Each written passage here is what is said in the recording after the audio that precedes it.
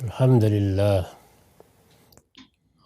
للہ رب العالمین والصلاة والسلام علی محمد الامین اعوذ باللہ من الشیطان الرجیم بسم اللہ الرحمن الرحیم۔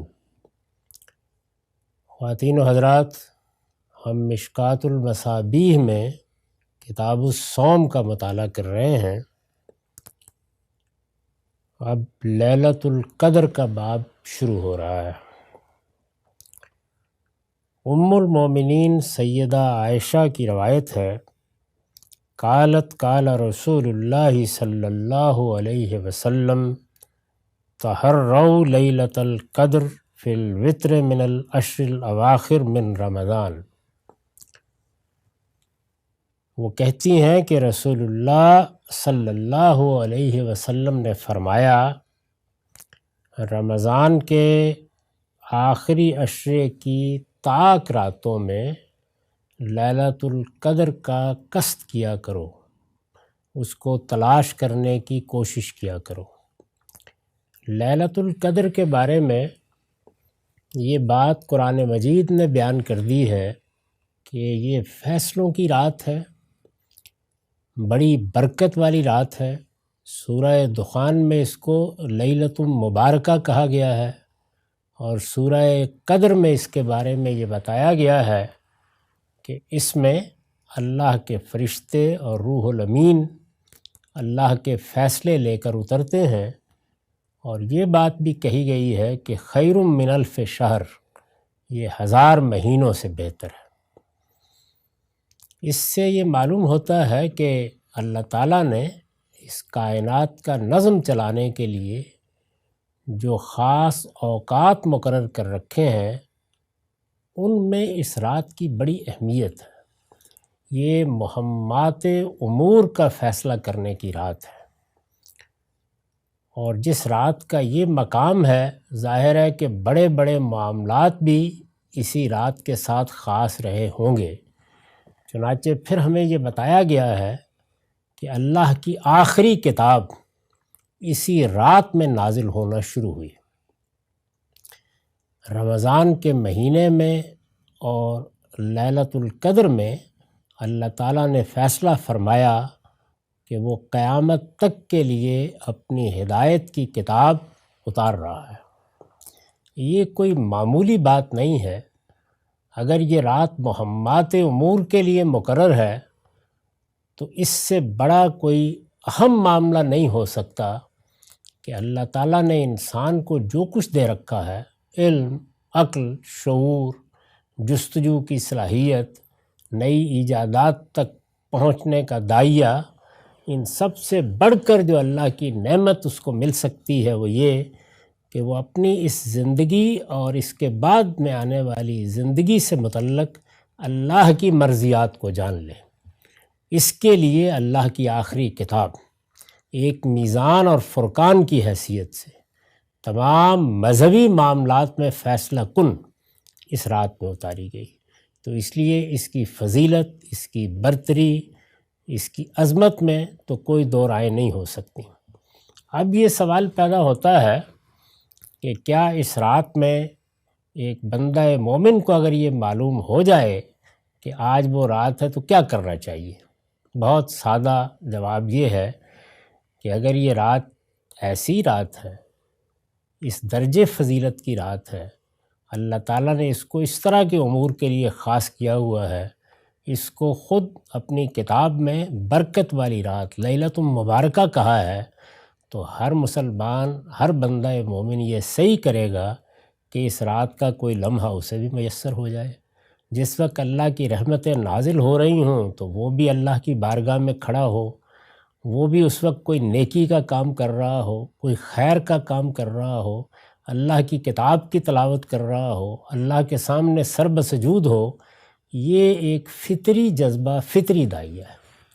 چنانچہ رسالت مآب صلی اللہ علیہ وسلم کو جب یہ معلوم ہوا، اور یہ بالکل واضح ہے قرآن مجید سے کہ بعد میں معلوم ہوا، یعنی قرآن کا نزول شروع ہو گیا، دعوت برپا ہو گئی، بعد میں سورہ قدر اتری، تو اس میں یہ بتایا گیا کہ یہ رمضان کے مہینے میں اور قدر کی رات میں نازل ہوا تھا۔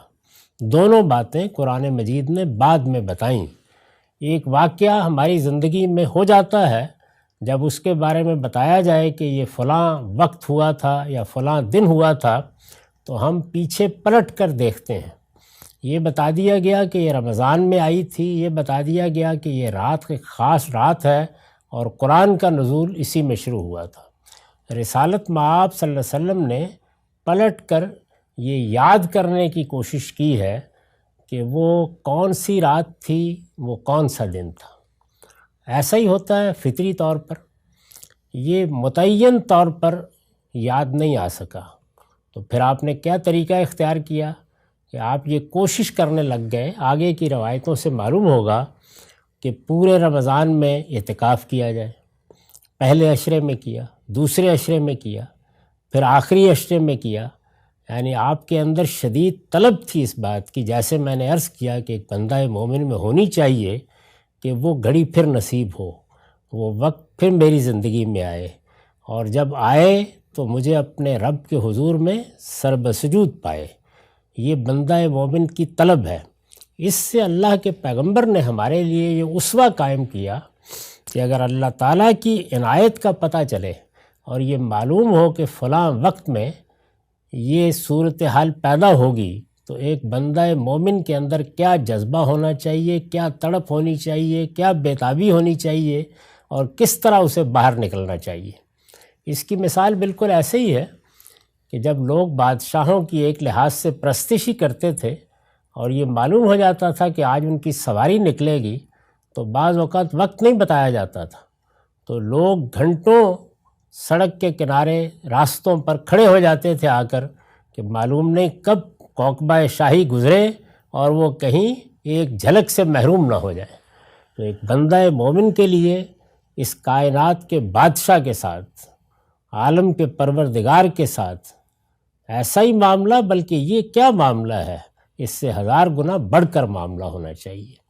تو حضور نے ہمیں یہ تعلیم دی اپنے طرز عمل سے کہ اگرچہ متعین وقت معلوم نہیں ہے، متعین رات نہیں یاد رہی، لیکن بہرحال رمضان میں ہی آئی تھی، اور اللہ نے بتا دیا کہ یہ ایک بڑی عظمت کی رات ہے، اس میں اللہ کی عنایتیں ہوتی ہیں، کرم ہوتا ہے، برکتیں نازل ہوتی ہیں، تو آپ اس کو تلاش کرنے کی صحیح کرتے تھے۔ یہ پس منظر ذہن میں رکھیے اور اس کے بعد دیکھیے کہ ان روایتوں میں کیا کیا باتیں فرمائی گئی ہیں۔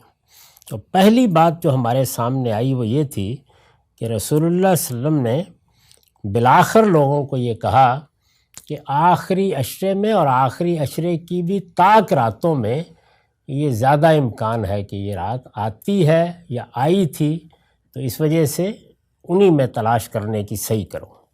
وعن ابن عمر قال ان رجالا من اصحاب النبی اروا لیلۃ القدر فی المنام فی السبع الاواخر۔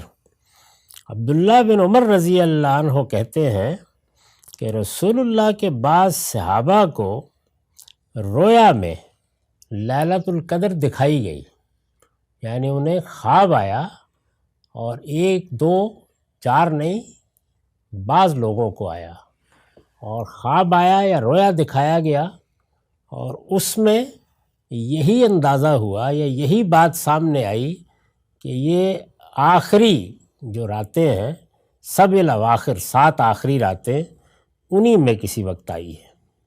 فقال رسول اللہ صلی اللہ علیہ وسلم ارا رؤیکم قد تواتر فی السبع الاواخر۔ رسول اللہ صلی اللہ علیہ وسلم نے یہ خواب سنے تو فرمایا کہ یہ تمہارے جو رویا ہیں، اس سے تو اندازہ ہوتا ہے کہ سبع اواخر ہی میں، یعنی آخری طاق راتوں ہی میں یہ پے در پے اشارہ ہوا ہے۔ فمن کان متحریا فلیتحریا فی السبع الاواخر۔ تو اس لیے اب اگر تم میں سے کوئی اس رات کو تلاش کرنا چاہے کا مطلب یہ نہیں کہ رات نظر آ جائے گی، مطلب یہ ہے کہ اس گھڑی کو پانا چاہے، یہ کوشش کرے کہ میں اس وقت جاگ رہا ہوں، میں عبادت کر رہا ہوں، میں اللہ کو یاد کر رہا ہوں، میں اچھے کام کر رہا ہوں، میں اللہ کی کتاب کی تلاوت کر رہا ہوں، میں اس پر تدبر کر رہا ہوں۔ اگر کوئی شخص یہ چاہے کہ وہ اس وقت بیدار ہو، اللہ کو یاد کر رہا ہو جب یہ وقت آئے تو اسے چاہیے کہ وہ یہ سب اواخر میں یعنی آخری جو 7 راتیں ہیں ان میں تلاش کرے۔ وعن ابن عباس ان النبی صلی اللہ علیہ وسلم قال التمسوها فی العشر الاواخر من رمضان لیلۃ القدر۔ ابن عباس رضی اللہ عنہ بیان کرتے ہیں کہ نبی صلی اللہ علیہ وسلم نے فرمایا کہ اسے رمضان کے آخری عشرے کی راتوں میں تلاش کرو، جبکہ 9 راتیں باقی ہوں، جبکہ 7 راتیں باقی ہوں، جبکہ 5 راتیں باقی ہوں۔ ظاہر ہے کہ یہ طاق راتیں ہوں گی، تو اس کے بارے میں بھی آپ نے فرمایا۔ وعن ابی سعید الخدری ان رسول اللہ صلی اللہ علیہ وسلم اعتکف العشر الاول من رمضان۔ اب یہاں سے بہت سی حقیقتیں واضح ہوتی ہیں۔ یہ بات میں کئی مرتبہ عرض کر چکا ہوں کہ روایتیں لوگ بیان کر دیتے ہیں، اگر ان کو الگ الگ دیکھیے تو بعض اوقات الجھن محسوس ہوتی ہے۔ جیسے ابھی دیکھا کہ بعض موقعوں پر یہ فرمایا کہ آخری عشرے میں 7 راتوں میں، بعض میں اس طرح کا اسلوب اختیار کیا کہ 9 باقی ہوں، 5 باقی ہوں۔ اسی طرح بعض اور روایتیں بھی آئیں گی اس نوعیت کی۔ طاق راتوں کو مختلف طریقوں سے بیان کیا ہے رسول اللہ صلی اللہ علیہ وسلم نے، تو ایسا کیوں ہوا؟ تو یہ اس سے سمجھ میں آ جائے گا۔ تو روایتوں کو ہمیشہ جمع کر لینا چاہیے، واضح ہو جاتا ہے کہ صورتحال کیا بنی ہے۔ تو ابو سعید خدری کہتے ہیں کہ رسول اللہ صلی اللہ علیہ وسلم نے اعتکف العشر الاول من رمضان، رمضان کے پہلے عشرے میں، پہلے 10 دنوں میں اعتکاف کیا۔ ثم اعتکف العشر الاوسط فی قبۃ ترکیہ، پھر اس کے بعد جو ایک خاص طرح کا خیمہ سا بنا ہوتا تھا اور اون کا عام طور پر، اس میں درمیان والے عشرے میں اعتکاف کیا، یعنی پہلے 10 دنوں میں کیا، پھر درمیان کے 10 دنوں میں کیا۔ ثم اطلع راسا، پھر ایک دن آپ نے اپنے خیمے سے یا اس قبے سے جو اعتکاف کے لیے بنایا گیا تھا اس میں سے اپنا سر نکالا، فقال، اور فرمایا انی اعتکف العشر الاول، میں پہلے عشرے کا اعتکاف کرتا رہا ہوں، التمس هذه اللیلہ، اور اس سے مقصود یہ تھا کہ میں یہ رات کسی طرح پالوں، یعنی آپ کا خیال پہلے یہ تھا کہ یہ پہلا عشرہ ہے جس میں ہو سکتا ہے کہ یہ رات آئے۔ ثم اعتکف العشر الاوسط، فرمایا اس کے بعد میں درمیان کے عشرے کا اعتکاف بھی کرتا رہا ہوں۔ ثم اتیت، پھر پھر میرے پاس کچھ اطلاع آئی، فقیل لی انہا فی العشر الاواخر، یعنی میری اس تگ و دو کو، میری اس اللہ تعالیٰ کے اس خاص وقت کو تلاش کرنے کی خواہش کو سامنے رکھ کر کچھ رہنمائی کی گئی۔ یعنی حضور نے فرمایا کہ پھر اس کے بعد ظاہر ہے کوئی رویا ہوگا یا اس طرح کی کوئی چیز ہوگی، فقیل لی، اور مجھ سے کہا گیا انہا فی العشر الاواخر، یہ آخری 10 راتوں میں ہے۔ فمن کان اعتکف معی فلیعتکف العشر الاواخر، تو فرمایا کہ اب جو لوگ میرے ساتھ اعتکاف میں بیٹھے ہوئے ہیں تو میں یہ درمیان کے 10 دنوں کا اعتکاف ختم نہیں کر رہا، وہ آخری عشرے کا اعتکاف جاری رکھے۔ تو گویا حضور صلی اللہ علیہ وسلم کو یہ جو آخری عشرے کی طرف توجہ ہے یہ دلائی گئی، یعنی اتنی بات معلوم ہو جاتی ہے۔ فقد اریت هذه اللیلہ ثم انسیتها، فرمایا کہ مجھے یہ رات کچھ دکھا بھی دی گئی، یعنی رویا میں، جیسے کہ صحابہ کا بھی آتا ہے کہ ان کو بھی دکھائی گئی۔ ثم انسیت، پھر میں بھلا دیا گیا، یعنی وہ اس طرح میرے ذہن میں تازہ نہیں رہی۔ جس طرح کہ آپ کوئی رویا دیکھیں تو ایسا ہوتا ہے کہ پورا کا پورا یاد رہتا ہے، اور ایسا بھی ہوتا ہے کہ وہ بھلا دیا جاتا ہے، یعنی آدمی کو یاد نہیں رہتا کیا دیکھا۔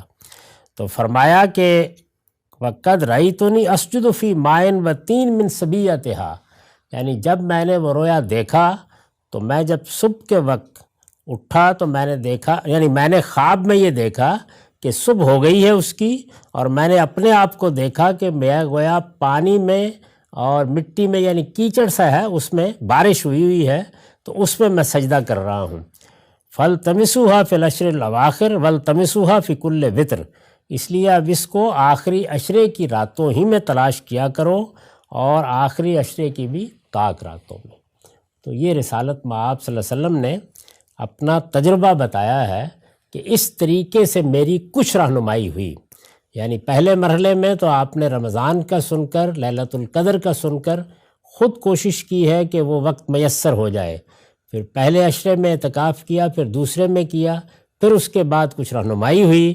پھر فرمایا کہ رہنمائی کی صورت یہ ہوئی کہ گویا ایک رویا دیکھا، وہ بھی بھول گیا، لیکن رویا کیا تھا؟ وہ یہ تھا کہ میں یہ دیکھ رہا ہوں کہ میں سجدہ ریز ہوں. اور کہاں سجدہ ریز ہوں؟ فی مائن و تین من سبیتہا، یعنی صبح کے وقت یہ صورتحال ہے. تو اس وجہ سے ایسے اس کو تلاش کیا کرو.